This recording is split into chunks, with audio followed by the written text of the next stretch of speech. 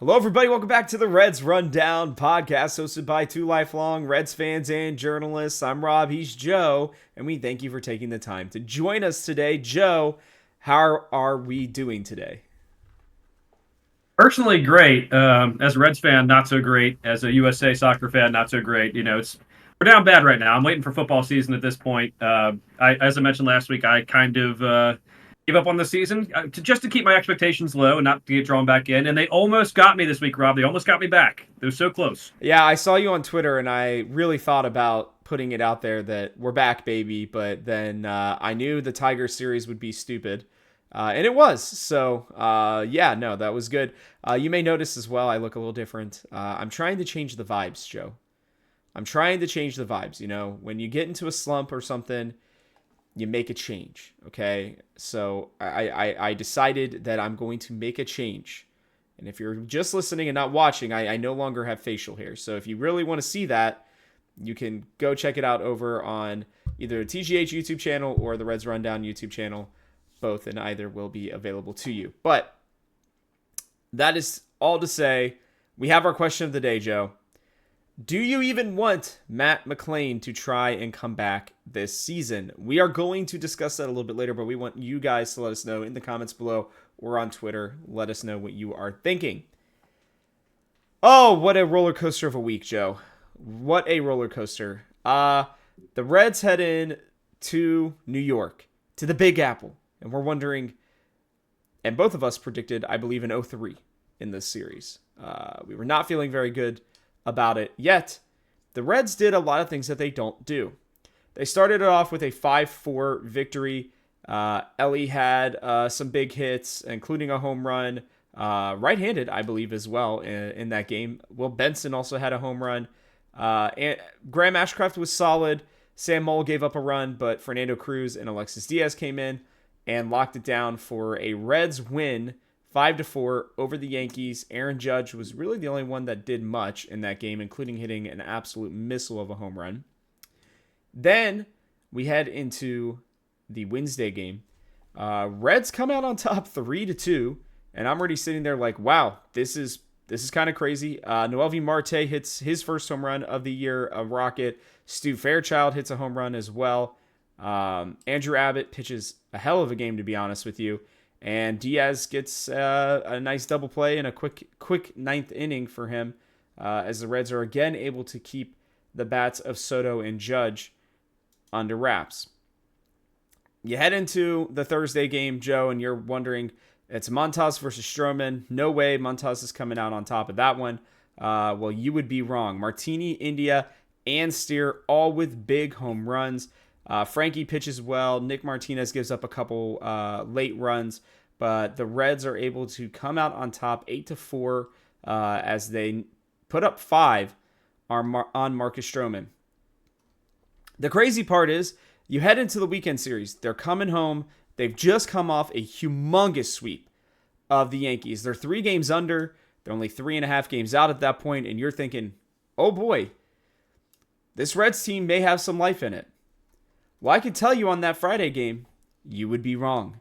The Reds could not get to, I forget what his first name is, but they were really Reese.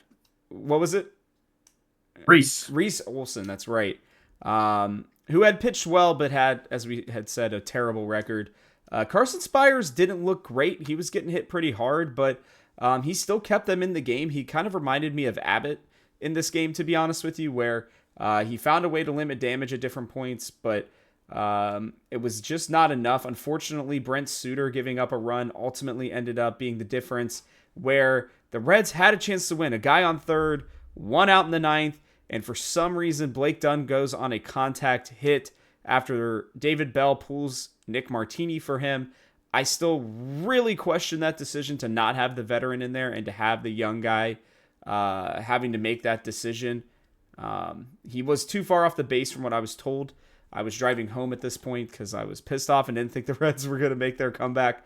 They really did give it a go, to be honest with you. It was nice to see. Spencer Steer also had a mammoth home run from, I think it was like 4:30 or something like that in the 5th inning. 5 was the magic number for the Tigers this weekend, Joe.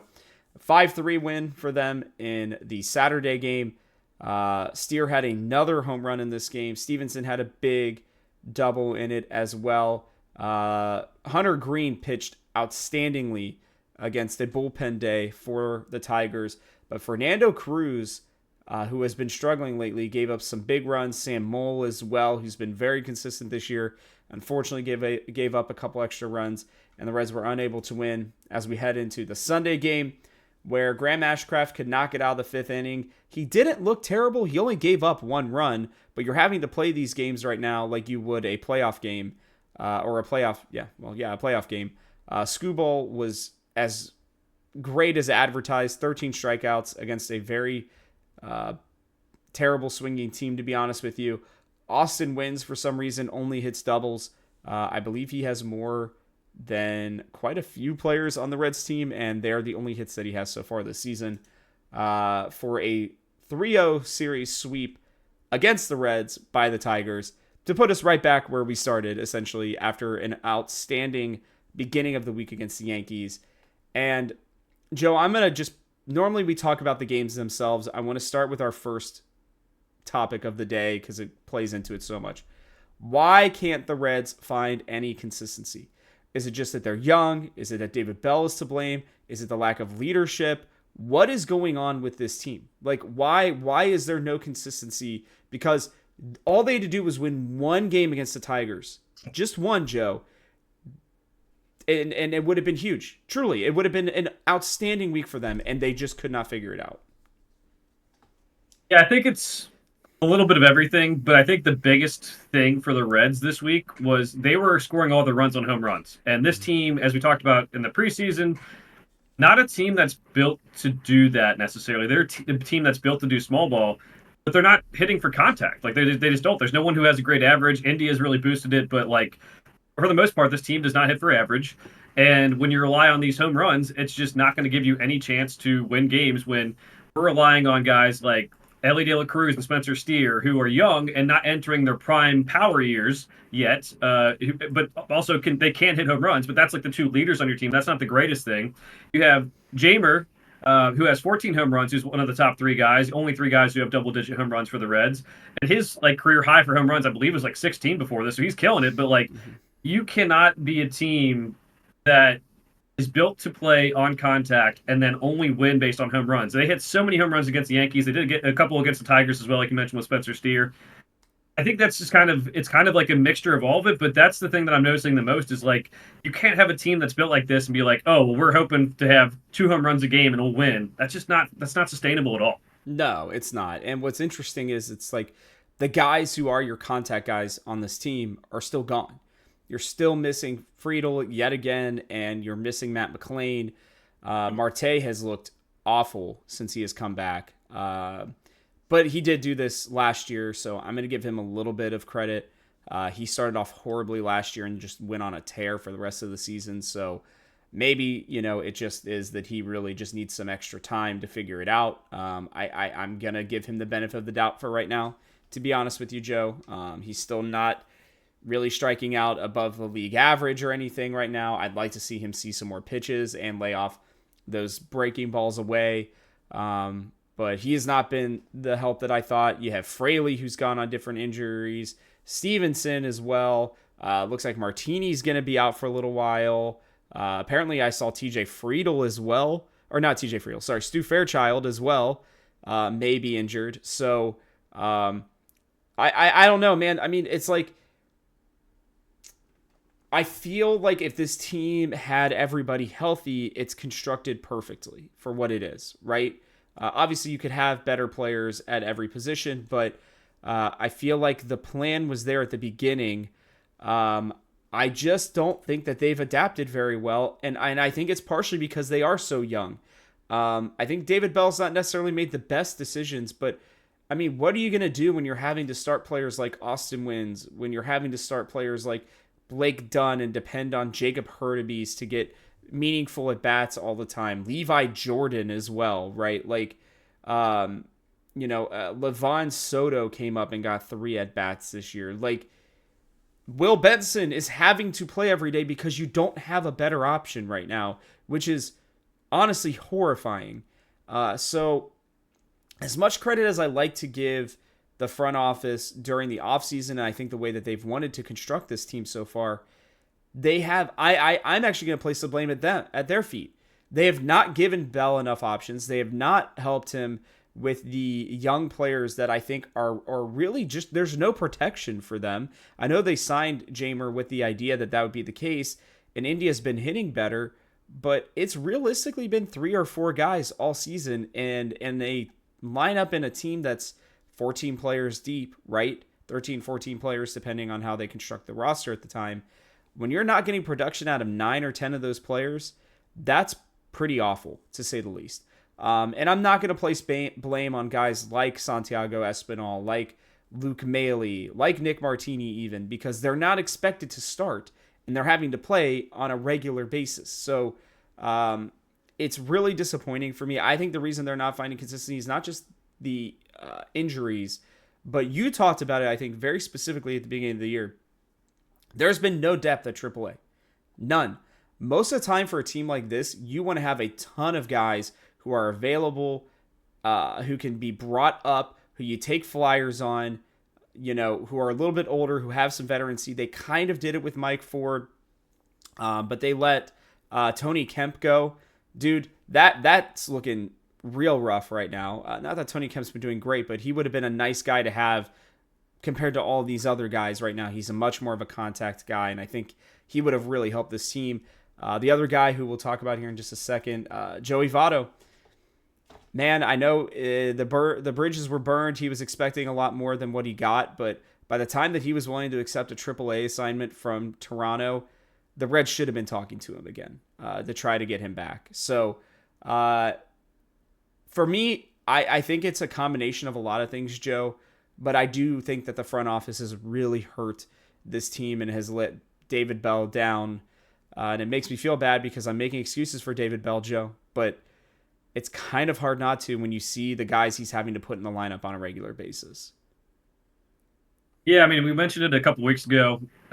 This is not one person's fault. It is a organizational fault that starts from ownership down. Like their biggest weakness, I mean, they think their biggest strength going into this season we thought was their depth, right? Because they had too many guys to play too little spots. Well, a couple injuries threw that out the whack. Our biggest weakness was definitely AAA depth. We just brought up so many guys last year. The only guy who might have been in AAA by now who would contribute would be Edwin Arroyo. Yep. I think he might be, but even then, he's never played above AA before this season. So that is being exploited because we have the injuries on the pro level. And I think it goes down to, like, David Bell is making some bad decisions, but some bad decisions are going to be made. I would love if this team doesn't reach its potential, which I think is make the playoffs, and I don't think it's going to happen. I would love to just clean house, keep all the players you want, keep all the young guys, but clean house of the front office, clean house of the manager. I don't think that's going to happen, but it is like a lot of the players aren't available for David Bell, but David Bell also makes bad decisions. The players, again, seems like they're trying to hit for power and not contact, but they're built to be a contact team, and the home runs are not sustainable because we just don't have the power bats in the lineup. It's all over the place. I just hope that maybe this next offseason they do focus on getting some more veteran leadership at the major league level, and then also hopefully some of those younger guys, because we still have a decent farm system. They're just all in AA or lower. Hopefully some of those guys move up to AAA and give us some MLB hitters, because that's what we're really lacking, because we don't have a guy we can bring up who can just be like, all right, maybe this guy can hit 250 for 2 weeks and really help us out. Our guys we're bringing up are hitting 100. Like, we have Jacob Hurtubise, who I love, Blake Dunn. They're not really hitting that well. So it's one of those things where, right, like we were stuck with Will Benson right now, and I would love to send him down. I would love to bring someone else up, but like whoever you're bringing up is not helping the team, and that just exploits our lack of organizational depth at the top of the minor leagues. Yeah, it's been really hard to watch, honestly, and I will, I will say that it's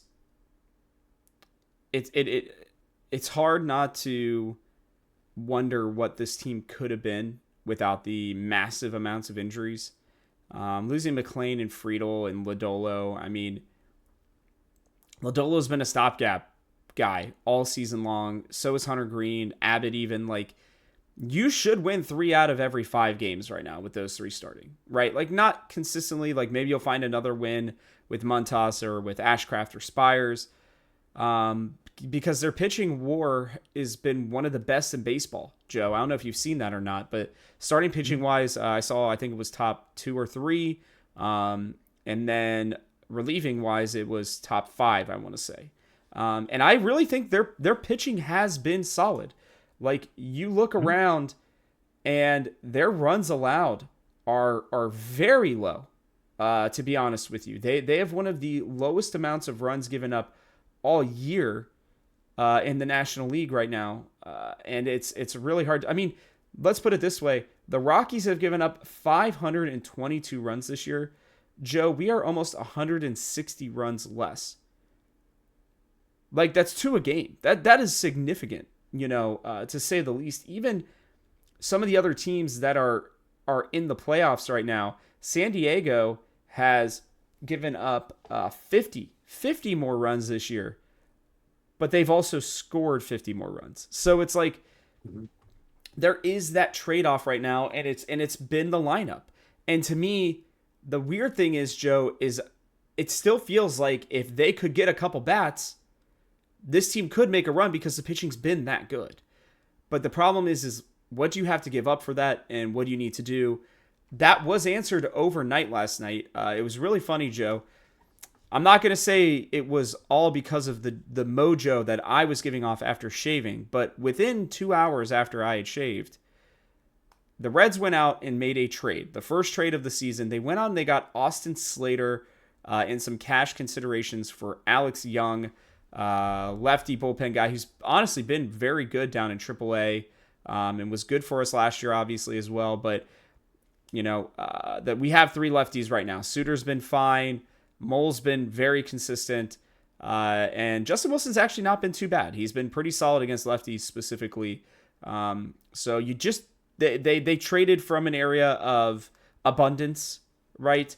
We'll have to hope that maybe... I mean, you normally only need 1 or 2 lefties, so having 3 has worked out for them. But they trade Alex Young for a guy who has not been bad in his career, Joe. He's been very good against lefties, something that we have desperately needed. And along with that, he's coming off of an injury, but has been hitting very well since then. Last year, Joe, he batted .288 against lefties, .226 against righties, which is not great in this offense. He would probably need to hit against some righties a little bit more often. But over the last few seasons, I'm bringing this up here 1 second. Over the last few seasons, he's been a pretty solid contact guy. He's not a starting guy on a regular basis. He's a nice platoon guy who I think they will definitely platoon specifically with Will Benson moving forward. He plays all 3 outfield positions, but over the last 4 seasons, he's batted .282, .241, .264, .270. His on-base percentage has been pretty nice as well. He had an OPS of .914 a few years ago. Last few years has been .774 and .748. Just to give everybody an example of what that would look like, at .774, he'd be batting right around where Spencer Steer is right now in terms of OPS. So he is a solid outfielder overall. He's got a lot of experience. He's only 31 years old. The Reds give up basically nothing for him, to be honest with you, Joe. And I'd have to imagine that as long as he's in town, which I'm sure he took the first flight from wherever San Francisco was playing to Cincinnati, I would have to imagine he's going to be in the starting lineup tonight or at least at the latest tomorrow. But what do you think of this move, Joe? And does it move the needle in any significant way for you? It does not, because we did not get a starter. But I will say it was a good trade. I would have rather traded Justin Wilson. I do not think he's been good this season, around a 5 ERA. But you don't know if they're going to take that deal, right? So it's not just that they want a lefty, they want a lefty who might be better. And just because Justin Wilson's on major league level does not mean he's better than Alex Young. So I'm cool with that. You mentioned our bullpen has been a strength since May 18th. We're the second highest ERA, or second lowest ERA in baseball. They mentioned on one of the broadcasts this week. I forget which game. So we are trading from a part of abundance, and everyone likes to kind of shit on the bullpen, but they've been fine. They've had some of their issues. I think more of our issues are maybe the 4th and 5th starter. I mean, they're still doing okay, but just that would be where I would address first. So we trade a place from abundance. We get a bat that he doesn't have the same barrel rate that he's had in past years. I think Hmm. maybe that can be corrected when he comes to Cincinnati. I think maybe at our ballpark too, he can have some more success rather than playing that huge ballpark over in San Francisco. Um, it's the same thing as Santiago Espinal trade. Even though Santiago hasn't played the greatest, it's just like we're getting a guy who can help us a little bit, but it's not going to push us over the top. And if we're not giving up much to get him, the same way with Santiago Espinal, why not try it? So if you're still like, if this is like a slow, like, hey, we're going to help you a little bit, and if you guys prove you can win some games this week, maybe we'll make some trades after this that make it help us push forward.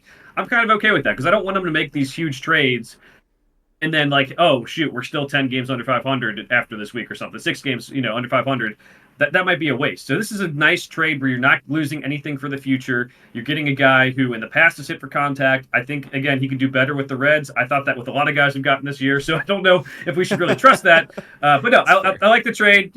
It's a great trade. It's just one of those that we're getting a guy who helps us, but not to the point that is going to really, I believe, push us forward to start getting towards the playoff spots right now.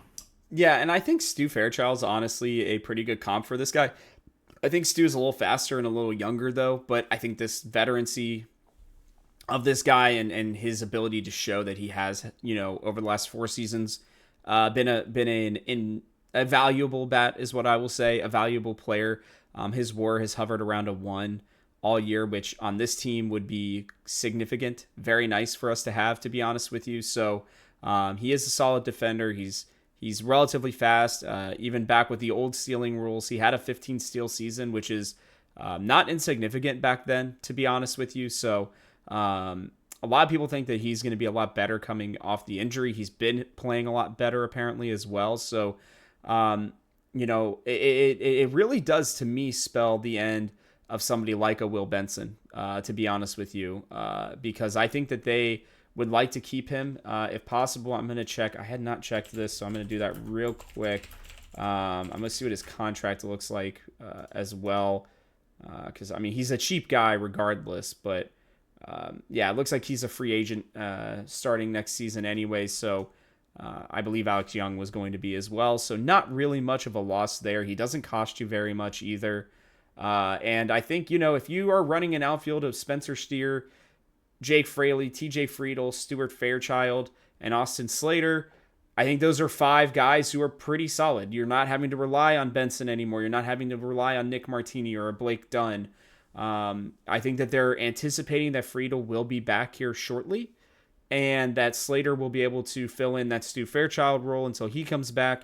And then, funny enough, you'll actually have 3 right-handed hitters in the outfield instead of just the, well, realistically it's been 2, but mainly we considered Steer the main guy for most of the season. So not the best move that we could have made, but not the worst one either. I still would really like to see them go get a real outfielder to start alongside of Spencer Steer and TJ Friedel.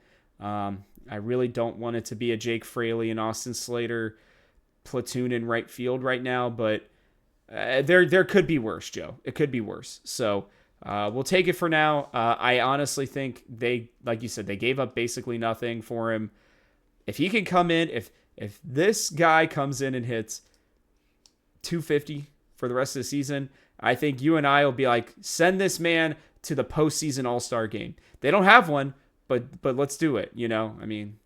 Elly got in and was hitting worse, so what the hell? Why not? Yeah. Moving on from Austin Slater, we are excited to have him here in Cincinnati and see what he can do for the last half of this season. I wanted to ask you this, Joe, and I know fans wanted to know this probably as well. Should the Reds seriously look at bringing back Joey Votto? Here's my reasoning for it. He has come back off of injury. He will not be available he will be available to play soon and will have to either come up to Toronto or accept an assignment at AAA permanently, or not permanently, but at least for the foreseeable future. I can't imagine he would cost the Reds very much at this point, to be honest with you, unless if for some reason the Blue Jays actually trade Vladdy, which there have been rumors that Vlad Guerrero could be heading somewhere else during the trade deadline.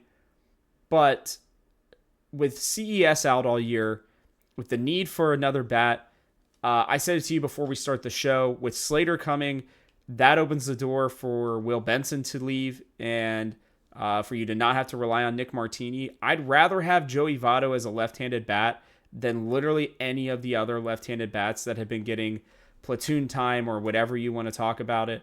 I think it would make sense, to be honest with you, with CES out. Um, I think it would make sense unless if they go out and get an outfielder and move Steer back to first base on a more permanent basis for at least the rest of this season. Yeah, I really wanted to get your thoughts on this because, to be honest with you, this is the time it would make the most sense for them to do it. And it would be a nice welcome, I think, respite for this team. If you're going to make a run, I think Votto might be the guy that could help them do it. I'm sure they could mend the relationship enough to help him just enjoy the rest of this season and get back to playing well. And dude, how great would it be to have a guy who can actually get on base, put the barrel on the bat, and be able to give some protection. I mean, seriously, he could come back and genuinely bat third for all I care. He could bat sixth. I don't care. Put him somewhere, but he would make this lineup better, even at age 40, than than guys like Will Benson who are in their early 20s. Yeah, he's not hitting that well in AAA right now. Still recovering from the injury. So we'll see how he keeps on coming back here in the next couple of weeks. I mean, the Blue Jays are out of it. They're 8.5 games out of the wild card. Especially after this week, once we get to the All-Star break, teams will really reassess what they're doing. If they're having conversations about trading Vladdy, which are real, and maybe because Vladdy hasn't necessarily lived up to the hype that we all hyped him up to be, but that to me says that, like, hey, we're done with the season. We're not going to try to go for it. They've already traded Biggio. Not that he was playing that well either, but don't want to trade those guys that you started to build your team around. I would say go for it. And I'm not even saying like, hey, I've said I'm kind of out on the Reds making the playoffs. It could help you, sure, but like, don't let this guy who's a legend of your team go play for another team. Go get him. If it's going to be something where it costs us a prospect that's like, somewhat valuable, don't do it. Don't waste the time. Don't do it at all. But if it's going to cost like Alex Young or something like that, I mean, who cares? A AAA reliever, which is probably the value for a 40-year-old first baseman who's coming off of an injury. I would say do it. So that's kind of my philosophy. Is I wouldn't have let it get to the point where he was going to play for another team, even with all the depth we talked about, just how this team didn't have many veterans. But now that you're in this spot, if the front office David Bell can help mend the relationship and help get this, like, everyone, back in line and say, hey, Joey, why don't you come try to break some more records here with the Reds? Why don't you try to like boost that average, to keep it above 300?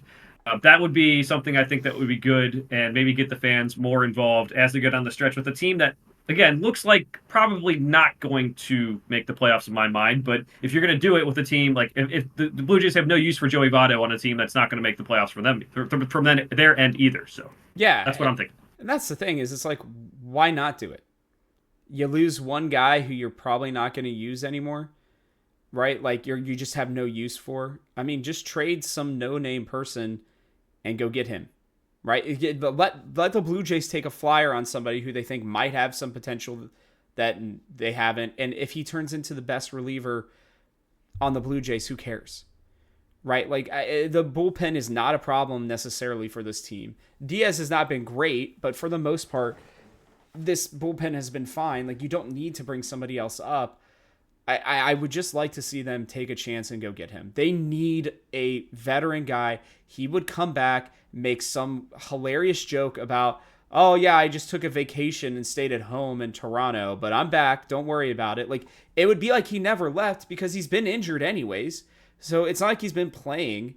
You know what I mean? Like, just do it and see what happens. I promise you that he would be better than the guys that we have now, Joe. I just know it. And I will be honest with you, if they went out and got him, I would be willing to do, I don't know, to figure some way out, maybe even make an honest bet on the Reds making the playoffs. I think he would help them that significantly. I'd still prefer them also go out and get another outfield bat, to be honest with you. But if they're really just going to be complete cheapskates, just go get your man. Go get the guy who has done it all for you and let him help lead this team one more time into the breach and see if he can find a way to push them over the top, because they're still in it. 5 games out at the All-Star game is nothing. It's nothing. The Braves were even just talking about how they went and took 10 games back a few years ago from the Mets. Teams have meltdowns. Teams also have a lot harder schedules than the Reds do in the second half of the season. It's just a fact at this point. And if you get Joey Votto in there and he can even hit like he has in the past 260, Joe, 240 even, that's 50 points better than Will Benson right now. That's 30 points better than Nick Martini. He'll probably have more home runs. He'll definitely get on base more than them. And this team may actually have a lot more pizzazz. Like, the young guys respect Joey as well. Like, it just feels like a no doubter to me. Like, I doubt this will ever reach Nick Krall, but like, just go make the deal. Who cares? He doesn't cost anything either. He's already under contract. You don't have to renegotiate with him right now. And let's say he hits really well this year, Joe. Guess what? You resign him for a couple million next year. You keep the fans happy. And he really gets to have his last run with the Reds next year. That's where I'm at with it. It seems like a storybook kind of ending for him. It just makes too much sense for me at this point.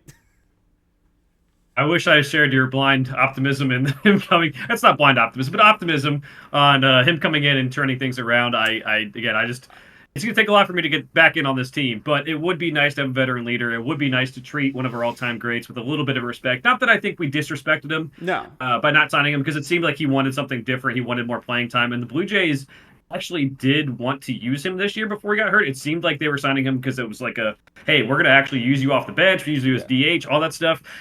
So I understand why he signed elsewhere, but I hope they do it. I hope they bring him back. I think it'd be good to get the fans involved at the end of the year. And if you do get closer to making playoff contention, I do think he's maybe more valuable than their current hitting coach. I do think he can help see things that maybe the hitting coach can't, because he's up there facing the pitcher. So that'd be nice too. But I don't think it's going to happen. I think the Reds front office has kind of resigned the fact that he's gone, he's not coming back type of thing. I don't know. It just doesn't seem like they're interested in that. Nick Krall, you would be a silly man to not at least reach out to Toronto and see what they would take.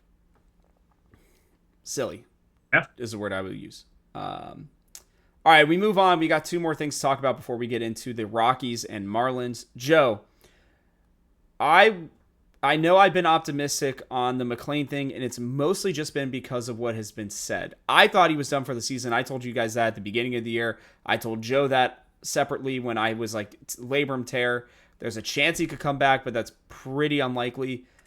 And then on July 5th, just 3 days ago, Joe, we get this quote from David Bell. We did talk July 5th about Matt reaching some strength markers that he had to get to before he could progress. I was told July 5th. Now that he hit that, we're putting together kind of the rest of his progression. Baseball activities should be starting where we do mostly in Arizona, but I think he'll join us. I don't know if it'll be here, maybe on the next road trip, but he'll be around a little bit more, especially as he gets closer. The last sentence is the most important one to me, Joe. Baseball activities can mean a lot of things. But if he's saying, especially as he gets closer, that means that they are anticipating a Matt McLean return of some type this season. I put forth this question at the beginning of, the episode. Do you even want Matt McLean to try and come back this season? I'll let you lead off here. What are you thinking with this one? Yeah, I do not. I would rather him completely rehab. I would rather have him start working on building up strength, try to get to a point where he works with the trainers on preventing injuries, not just, trying to get strength as well, but, just do all that stuff. This week could decide it, to be honest. Like, this is the easiest week the Reds will probably ever have in the history. They're playing two last-place teams, 7 games at home. If you win all 7, if you win 6, maybe you want to bring him back at the end of next month, or at the end of this month, and have him start being around and to see what he's comfortable with. I just don't know. It's hard to see the Reds winning as many games as maybe they should this week after what happened this past week. So I do think it's dependent on how they do before the All-Star break. I do think this is a huge week in Reds baseball if people are still holding on to hope.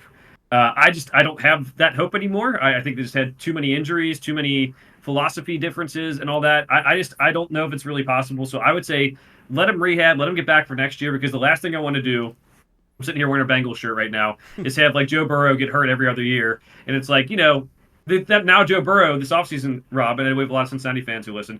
Like now he's added 10 to 15 pounds of strength. Whereas Mm-hmm. like, oh, if you would have had that before, maybe you don't have some of these injuries.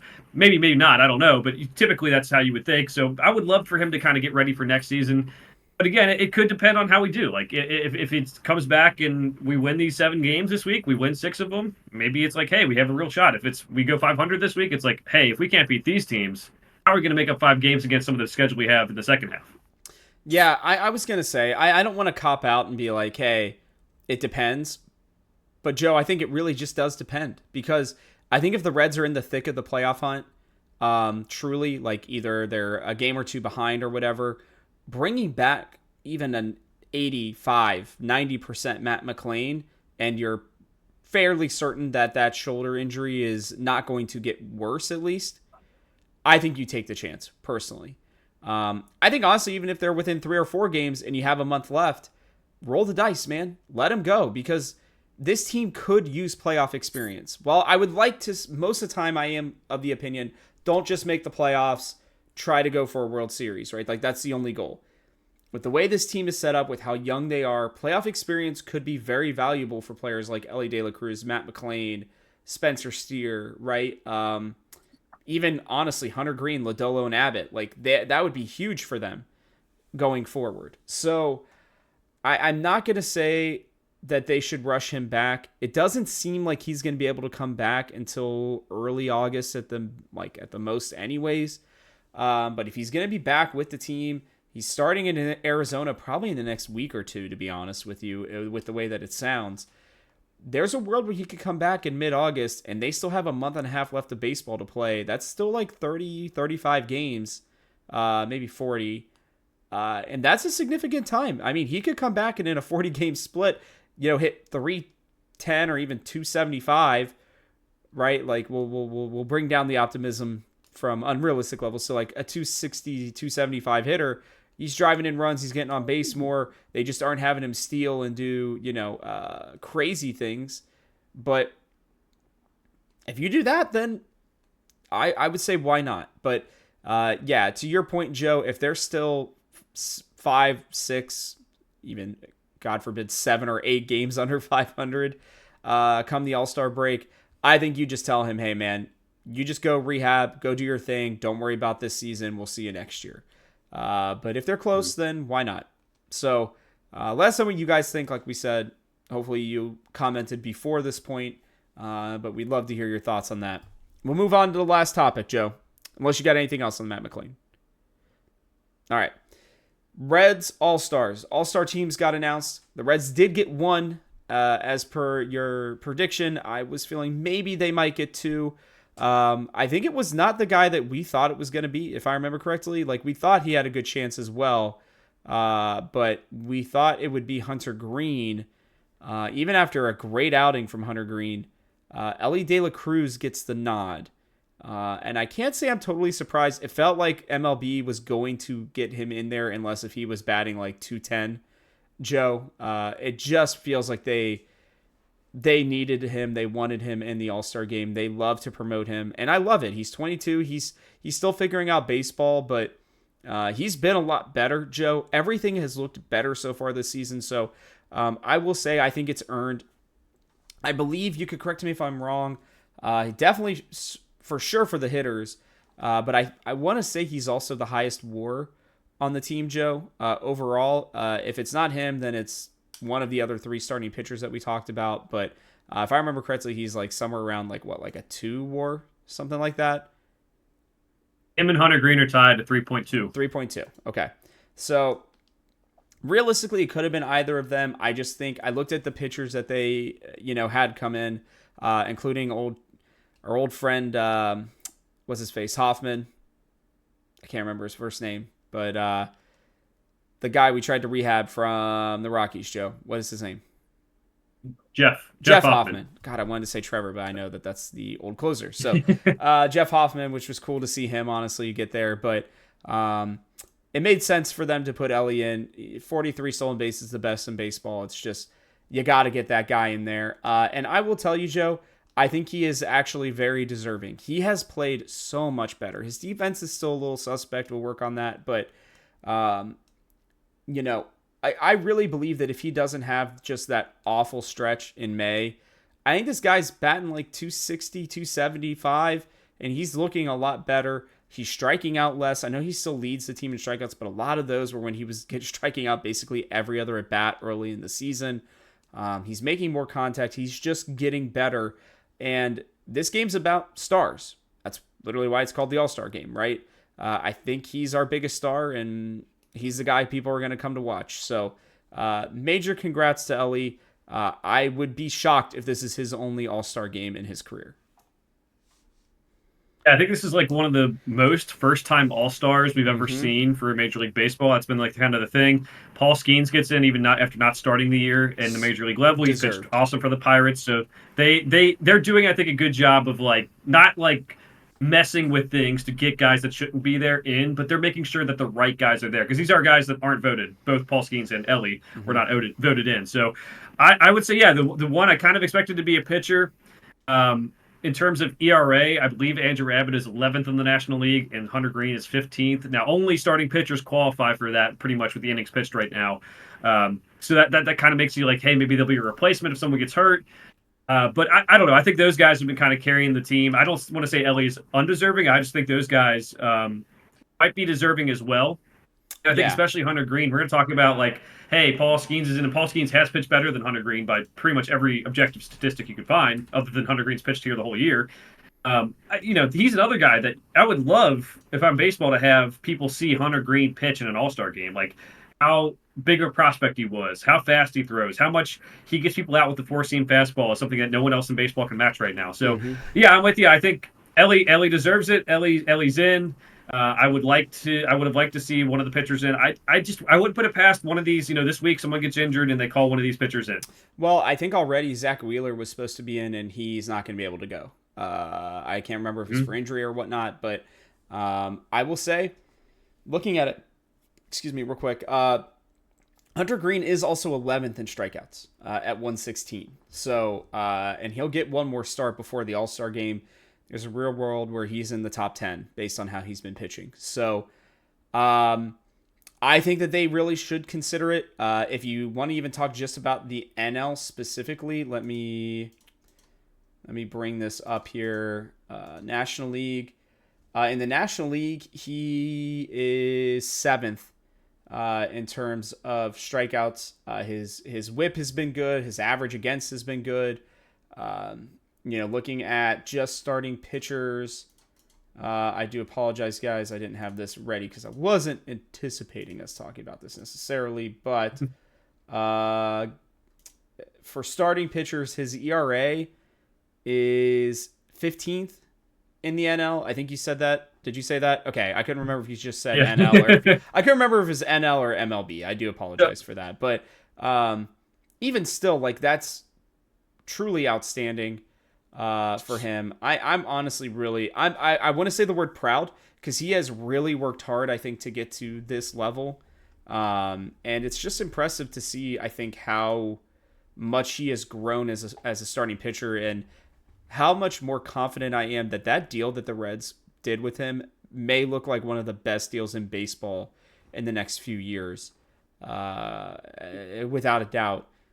It is sad. I think if Andrew Abbott had more strikeouts, I think he would be considered a lot more, to be honest with you as well. But and I think if Lodolo was available, he'd be there. It is mind-boggling to me right now that we have 3 unbelievably great starting pitchers right now, Joe, and we're at the position that we're at. But I do think truly that Hunter Green, he's got to be on the short list to be getting in. I think we'll see him get in as well. Yeah, I kind of doubted Elly getting in because I think a lot of times the voters don't care about this, but I think the managers still care about some of the stats that are historically more relevant in baseball, stats that I love, on base percentage, average, all that, home runs, RBIs, all that. And, that's something that a lot of Elly's game can't be tracked with just that because he has that WAR that's, 3.2. Talking about WAR with some of these pitchers too. I mean, 3.2 for Hunter Green, it's 7th seventh against all pitchers in the league in the Major League Baseball, second in the National League. So if we do get some like frontward thinking people who are going to use WAR, and like WAR is a pretty good stat. It's not the best stat all be it's not everyone. Some people use it as like the end all be all. It's not that, but second in the National League for pitchers behind Ronaldo Lopez of the Braves in WAR. Andrew Abbott is 13th in the Major League Baseball in WAR at 2.8 for starting pitchers. If some of these decisions get made by different people, I think maybe these guys get in on the first glance, and definitely on the second glance if you look at it that way. Now, like again, a lot of these people, like Hunter Green in the top 15, has like the worst ERA out of any of them at 3.45. It's not bad, but just if you're looking at all stars, that's pretty. That's what's going to do you in. It's not even the top 30. Like it's the worst in the top 30. But you have to take into account how many times he's been put in bad situations, how well he's pitched to get out of jams, his own jams this year. So yeah, I do think that they are deserving. I would have thought that they would have gotten in over Elly, just based on the fact that again, Elly's traditional stats maybe aren't up to par with previous All Stars. But yeah, it's great to have some of these young guys who should be getting these looks. Elly definitely getting in the All Star game. Hunter Green and Andrew Abbott. We might see him if people do look at this WAR. It's pretty glaring that you'd have guys in the top 10, top 15 in WAR at a position and not be in. Yeah, it's pretty wild to me, honestly. Sorry, I'm trying to look at this list as well with you because for some reason I am struggling to find it. But yeah, it's wild because I think, yeah, that's crazy to me. I had no idea Hunter Green was that high up. I mean, good for him, truly. You're right. I think there's a real world because you normally see 4, 5, 6 pitchers drop off most times on both teams.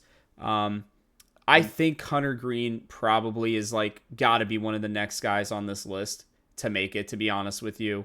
I would be almost more surprised if he didn't make it in at this point. I think he's gonna kind of slide in there right at the last second and end up getting his first nod in his career as well at only 24, 25 years old. So, which is pretty wild to me. Yeah, 24 years old.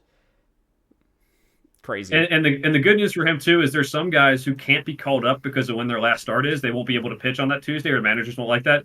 His last start is going to be Thursday against the Rockies. That gives him plenty of time to get ready for that Tuesday game, and then obviously you get the All-Star break after that. He's only going to pitch an inning or two, maybe. It's not going to be that big of a deal if he goes to the All-Star game. Whereas other players who could be called up may not have that luxury of having so much time in between their last start in the All-Star game. Yeah, I couldn't agree more. He has really been a stud this year. It's kind of crazy. I'm seeing right now his home ERA is a 4.19. His away ERA must be like a 2. That's pretty crazy to me, to be honest with you. It's not like he's giving up a ton of home runs this year either. So good for him. The last thing I wanted to talk about real quick about Elly, Joe. We're right about the same amount of at-bats in games as he had last year, by the way.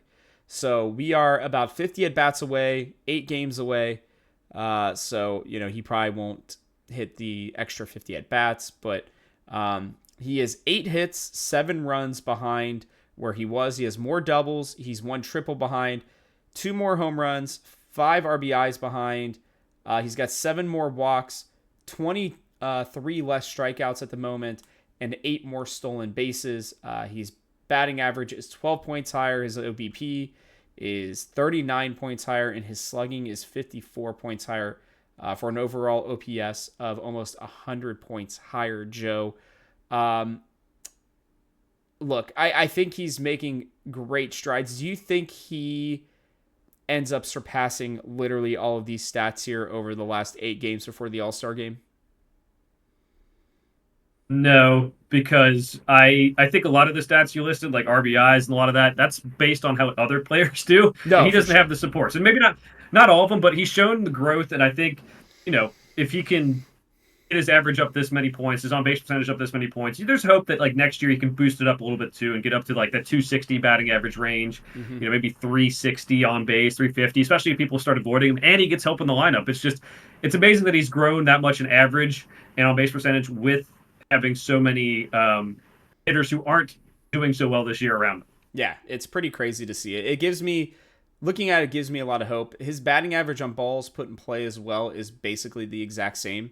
So that just shows how much his speed comes into play, and just the fact that as he continues to get better and learns how to put the barrel on the ball more often.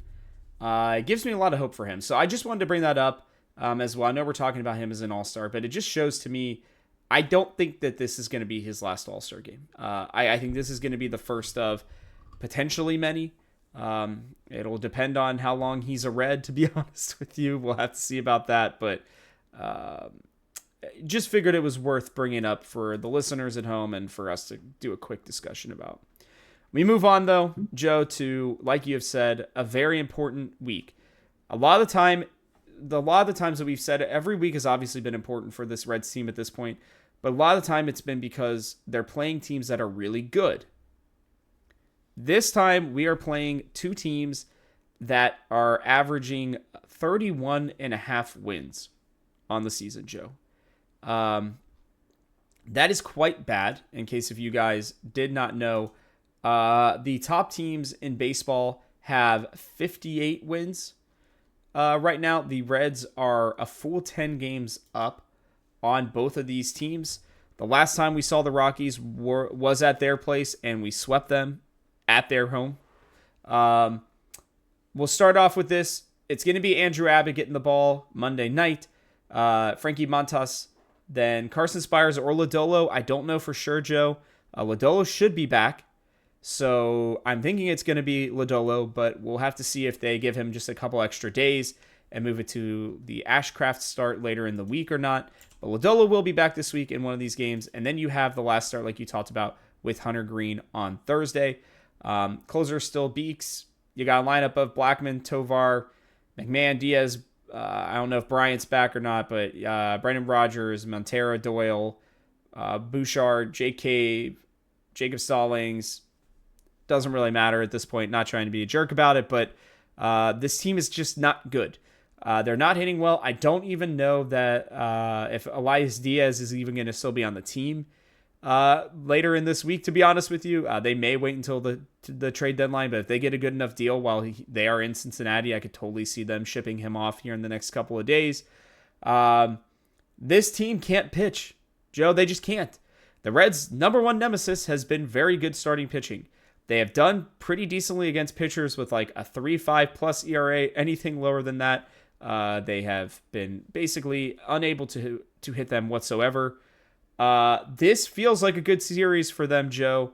They are at home. I wanted to throw it over to you first and see what your predictions are. I am going to keep my predictions. I'm going to write them down now and go from there. So I'm putting it in there so you can see it, but you go so I don't cheat.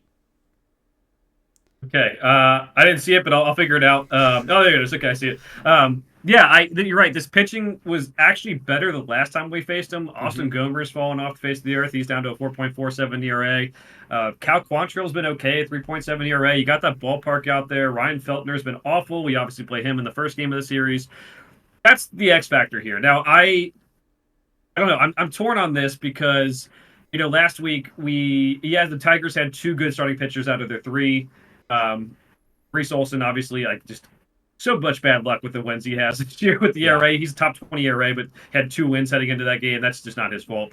But we beat the Yankees, who did have good starting pitching, although they aren't pitching well right now. Yeah. Because the Yankees are in a free fall. Maybe that's why we beat them, honestly, because they lost, I think it was 12 of their last 16 after the Red Series, and now it's like even worse after the Red Sox. That's it's kind of driving me here. Is like this team is not good. But we don't beat teams who aren't good all the time either. We don't take care of business the way we should. It seems like we can beat the Yankees, Dodgers, and Phillies, and that's just totally random. But everyone else is very, very much up in the air, and our record probably is way worse. We're going to take those teams out of it. So I'm going to be very conservative here, Rob. I'm going to say 2-2. This Rockies team is bad. I think if everything was going as planned this year, I'd say this is a 3-1, 4-0 series. 3-1 probably because something will go wrong, just how it usually goes.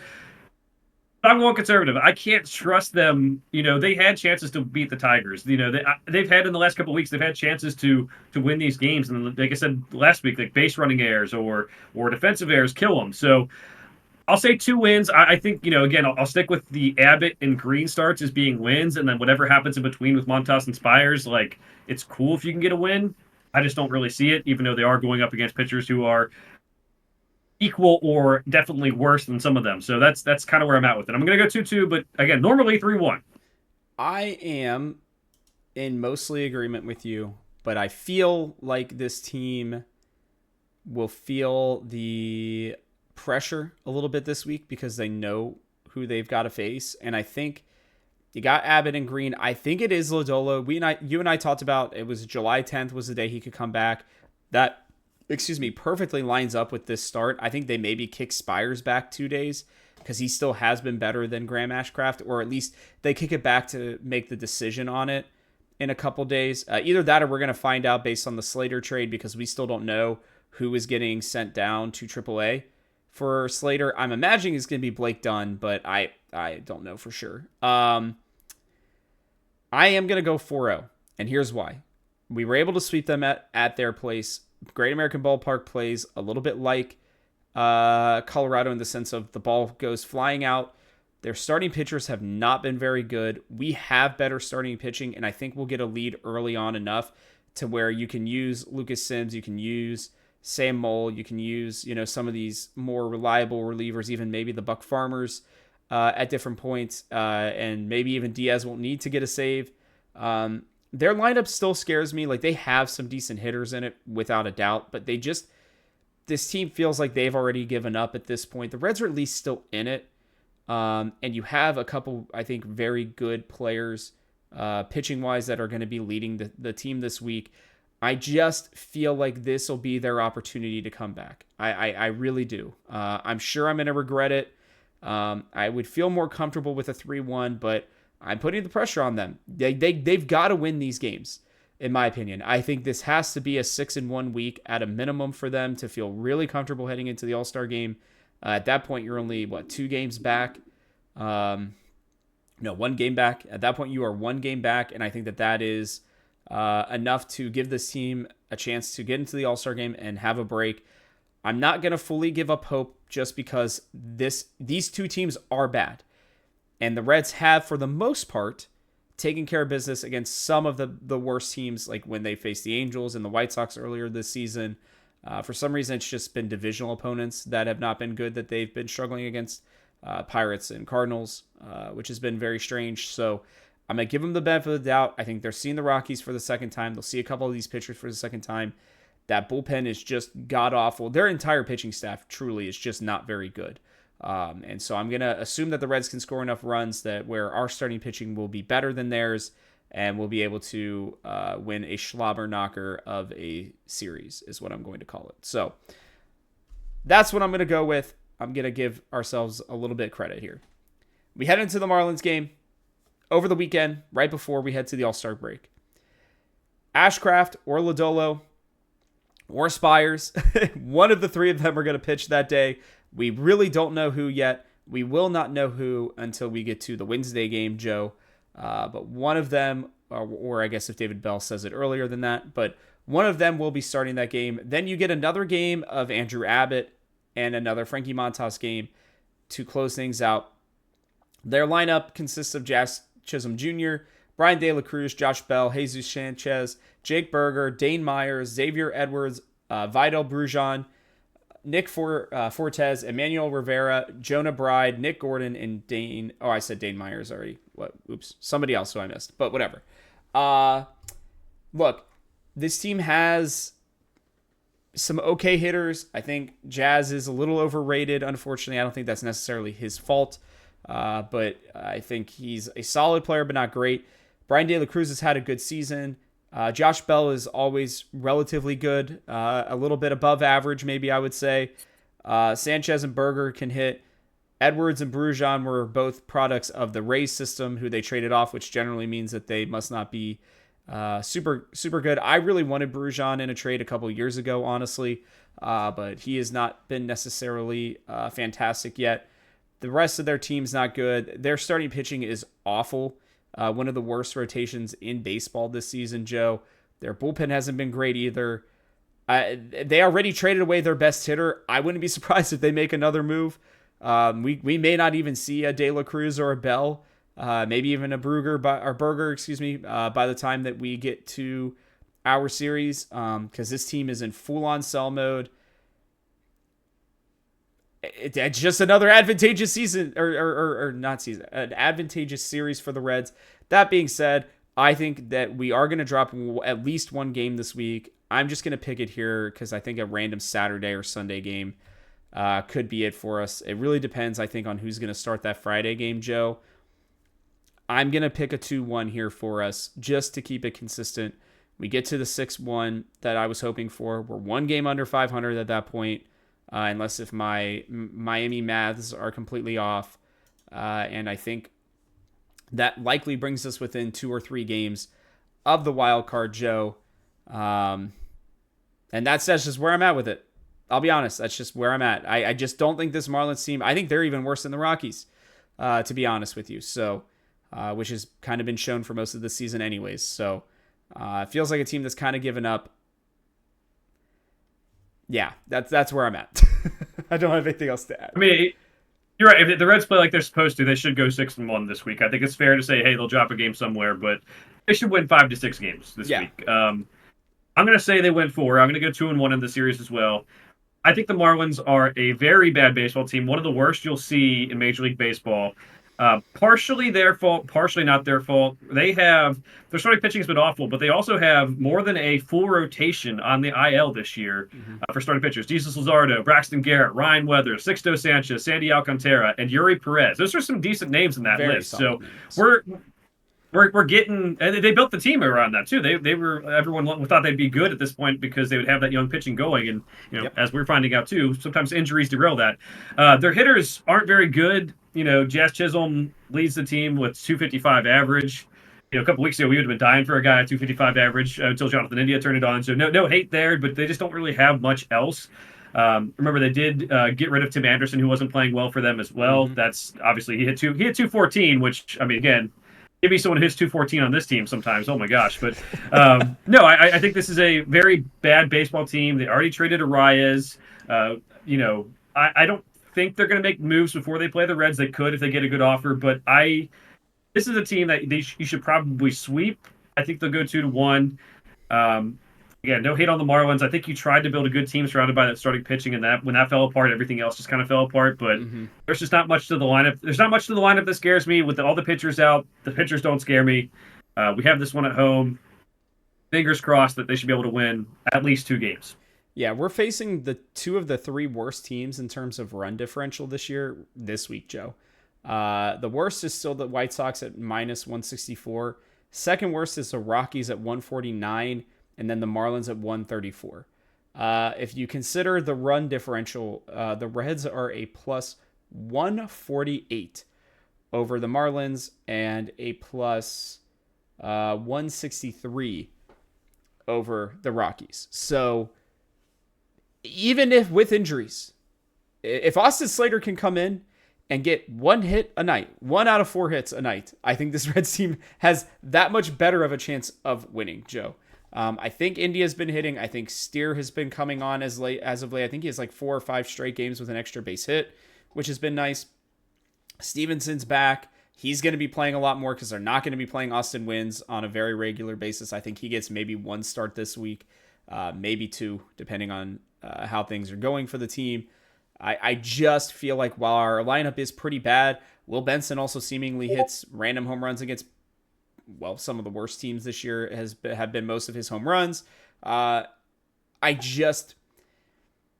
not trying to be too optimistic here, Joe. I think 5-2 seems probably like the most realistic one. I'm still going to stick with my 6-1, but I do think 5-2 is very realistic. And at that point, again, the Reds are 3 games under? Yeah, 3 games under at that point, going into the All-Star break. And regardless, unless if they just have a catastrophic week, they are going to still be in the hunt, and I think the front office is going to have to do some soul searching at that point, Joe, in the biggest way possible.